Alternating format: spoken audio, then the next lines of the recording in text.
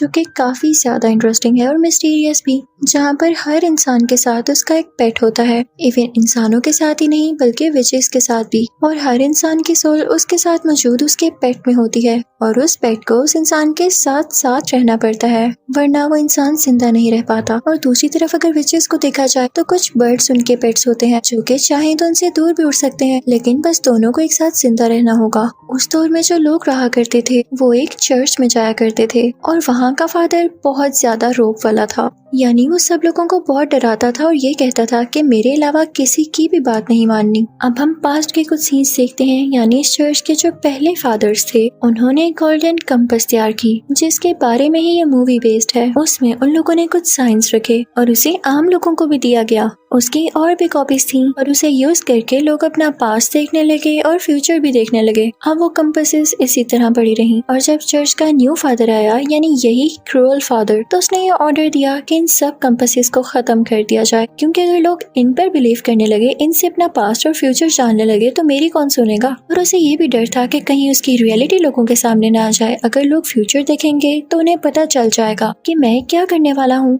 और इसी वजह से उन सब गोल्डन कंपासेस को डिस्ट्रॉय कर दिया गया। लेकिन चालाकी से एक कंपास को सेव कर लिया गया और वो आज भी है, लेकिन कोई नहीं जानता कि उसे कहाँ रखा गया। अब यहाँ पे स्टोरी आती है प्रेजेंट पर और हम एक क्यूट सी बच्ची लायरा को देखते हैं। उसका भी एक पेट होता है, वो किसी गुलहरी जैसा दिखता था, वो भी बहुत ज्यादा क्यूट था। लायरा एक ऑर्फन थी और उसे उसके अंकल पाल रहे थे। उसके अंकल एक बहुत बड़े और अच्छे स्कॉलर थे। वो लायरा से कहते हैं कि बेटा मुझे कुछ चीजों को एक्सप्लोर करना है और कुछ रिसर्च करनी है, तो वो उसे एक कॉलेज में छोड़ जाते हैं। कहते हैं कि अपना ख्याल रखना, मुझे पता है कि तुम ब्रेव हो। वहाँ पर और भी ज्यादा बच्चे होते हैं जो कि अक्सर लायरा को तंग किया करते थे, लेकिन लायरा उनसे बिल्कुल नहीं डरती थी, बल्कि उन्हें डराया करती थी कि अगर मुझे तंग करोगे तो ये कर्ज हो जाएगा, अगर वहाँ जाओगे तो ये हो जाएगा। और एक दिन तो वो कहती है कि अगर एक कोट को पहनोगे तो तुम लोग जल जाओगे अगर मुझे ज्यादा तंग किया तो बच्चे कहते हैं अच्छा तो फिर हमें प्रूफ दो। और उसी कोट को ढूंढने के लिए लायरा उस गेट से अंदर जाती है, यानी अपने कॉलेज के अंदर जाती है। वो अंदर जाकर उस कोट को ढूंढ ही रही होती है कि तभी उसे लगता है जैसे कोई आ रहा है, तो वो वहाँ पर एक कबर्ड में छुप जाती है। वहाँ पर कॉलेज का हेड होता है और उसी फादर का एक एजेंट। दोनों आपस में बातें करने लगते हैं लायरा के अंकल के बारे में कि वो आदमी तो किसी की भी नहीं सुन रहा, उसे कहा है कि उस जगह पर ना जाओ जहाँ वो जाकर कुछ एक्सप्लोर करना चाहता है।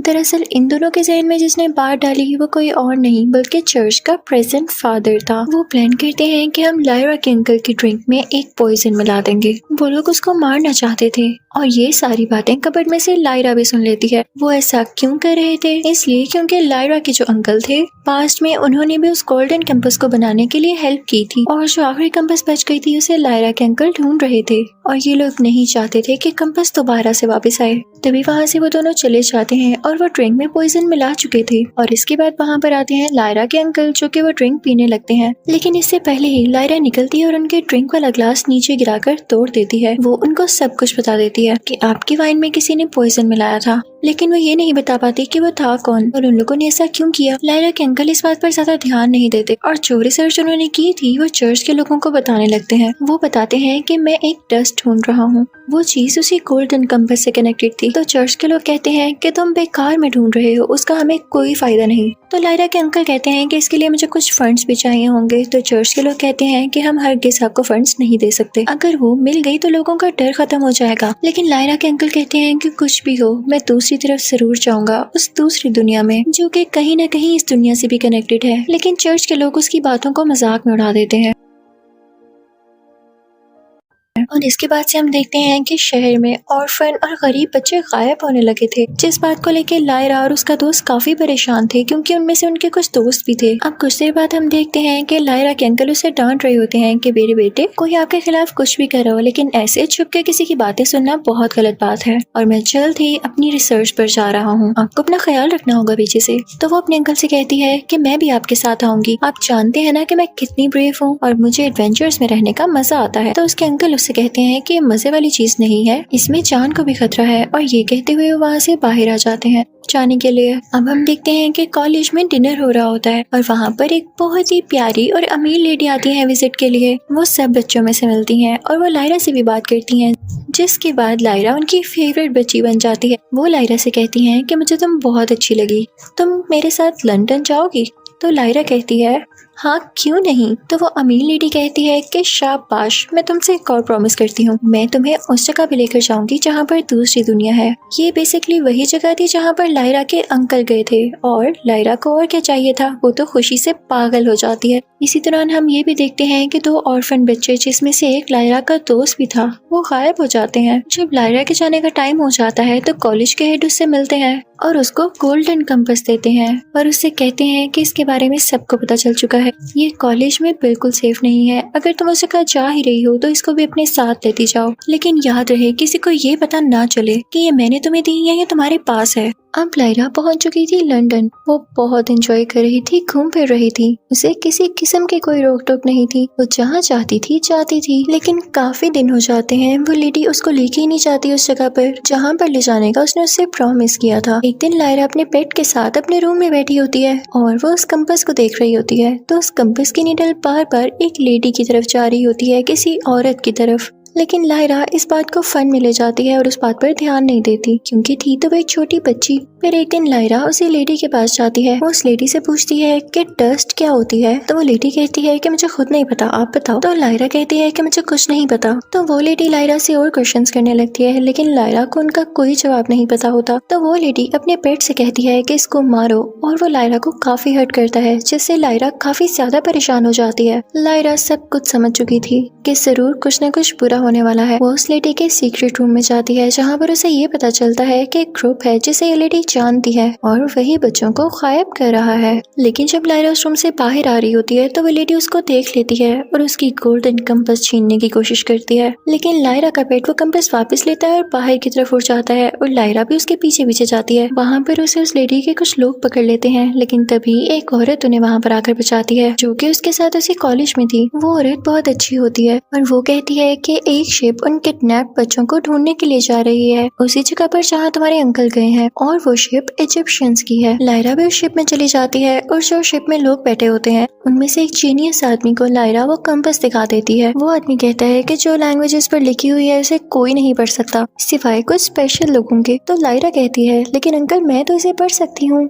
जिसे सुनकर सब बहुत हैरान होते हैं और लायरा उन्हें पढ़ने लगती है। तो उसे पता चल जाता है कि वो सब किडनैप बच्चे कहाँ पर हैं। वो उन सबको बता ही रही होती है कि तभी दूसरी तरफ वही रिच औरत उसकी तरफ एक फ्लाई भेज देती है, जो कि उस पर स्पाई करने लगती है, यानी उस पर नजर रखने लगती है, और वो सीधा आके लायरा और उसके पेट पर अटैक करती है। लेकिन वहाँ पर मौजूद लोग उनमें से एक फ्लाई को पकड़ लेते हैं और दूसरी वहाँ से उड़ जाती है। रात को लायरा शिप पर बैठी होती है कि तभी वहाँ पर एक बहुत ही ज्यादा ब्यूटीफुल विच आती है। वो विच लायरा को बताती है कि बच्चों को ऐसी जगह पर ले जाया गया है जहाँ पर उन पर एक्सपेरिमेंट्स हो रहे हैं। वो उसे सारा एड्रेस समझा देती है और वो एक्सपेरिमेंट इसलिए है कि वो अपने पेट्स के बगैर जिंदा रह सकते हैं या नहीं।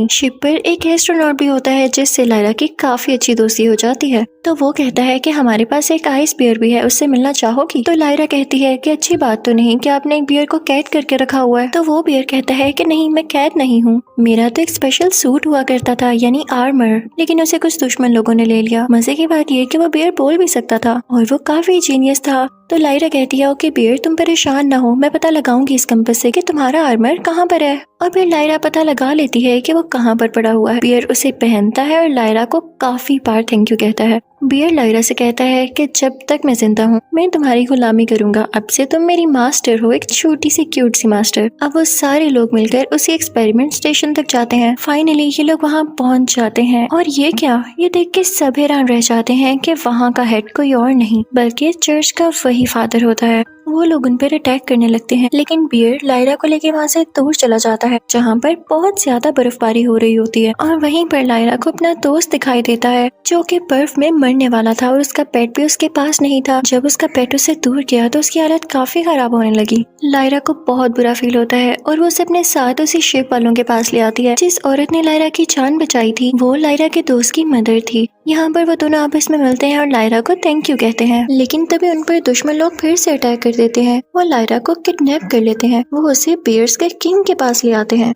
जिन्होंने उस आइस बियर को खुद से अलहदा किया था जब उसका आर्मर खो गया था। वही आइस बियर जो कि अब लायरा का दोस्त था। वो बियर्स लायरा से कहते हैं कि बताओ क्या एक्सक्यूज है तुम्हारा और खुद को इंट्रोड्यूस तो कराओ। तो लायरा को पता था कि बियर्स का कोई पेट नहीं होता, यानी वो पेट के बगैर भी जिंदा रह सकते हैं। तो वो जान के कहती है कि मैं उस बियर की पेट हूँ। तो वो किंग बियर कहता है कि तुम मजाक कर रही हो, बियर्स का कोई पेट नहीं होता। तो लायरा यहाँ जान के कहती है क्या वाकई? उस बियर ने तो कहा था कि मैं उसकी पेट हूँ और वो आपके खिलाफ भी बहुत बातें करता है। वैसा जान के कर रही थी ताकि ये किंग बियर और वो आइस बियर आपस में लड़ें। वो जानती थी कि आइस बियर के पास आर्मर है और वो जरूर जीतेगा। जल्दी वहाँ पर वो आइस बियर भी आ जाता है तो वो सब कुछ उसको बताती है और कहती है कि मैं जानती हूँ कि आप जरूर जीतेंगे। तो आइस बियर कहता है कि तुम तो काफी जीनियस निकली, मैं भी यही चाहता था कि हम दोनों में फाइनली लड़ाई हो ही जाए, थैंक यू। असल में आइस बियर ही किंग बनना डिजर्व करता था। अब इन दोनों में फाइट हो जाती है शुरू। आइस बियर और वही किंग बियर दोनों एक दूसरे को काफी पंचे मारते हैं, अपने दांत से जख्मी भी करते हैं और फाइनली आइस बियर उस किंग बियर को काफी बुरी तरह से हरा देता है। वो उसे उठा कर फेंकता है और अब वो बन चुका था उस जगह का किंग। लायरा और वो आइस बियर काफी ज्यादा खुश थे। अब वो आइस बियर जाता है लायरा के पास और उससे कहता है कि चलो वहाँ जाने का वक्त हो गया जहाँ दूसरी दुनिया है। अब वो लोग वहाँ जाने लगते हैं कि तभी रास्ते में बर्फ का बना हुआ एक ब्रिज आता है। बियर और लायरा एक साथ गुजर रहे होते हैं लेकिन वो बर्फ वहाँ से टूटने लगती है। तो बियर लायरा से कहता है कि चलो तुम पहले चलो और लायरा जैसे ही चल रही होती है तो वो ब्रिज साथ साथ टूटने लगता है। तो बियर कहता है कि लायरा बस यहाँ खड़ी रहो, ज्यादा आगे मत जाना वरना ये ब्रिज टूट जाएगा और तुम नीचे गिर जाओगी। अब उन दोनों में काफी ज्यादा गैप था और बियर वहाँ पे नहीं आ सकता था। तो वो उसे कहता है कि तुम यहाँ ही रुको, मैं इजिप्शियंस यानी उन शिप वालों को और बाकी बियर्स को लेकर आता हूँ। लेकिन काफी टाइम हो जाता है और लायरा से रहा नहीं जाता तो वो अकेली ही उस जगह पहुंच जाती है जहाँ पर बच्चों पर एक्सपेरिमेंट्स हो रहे थे।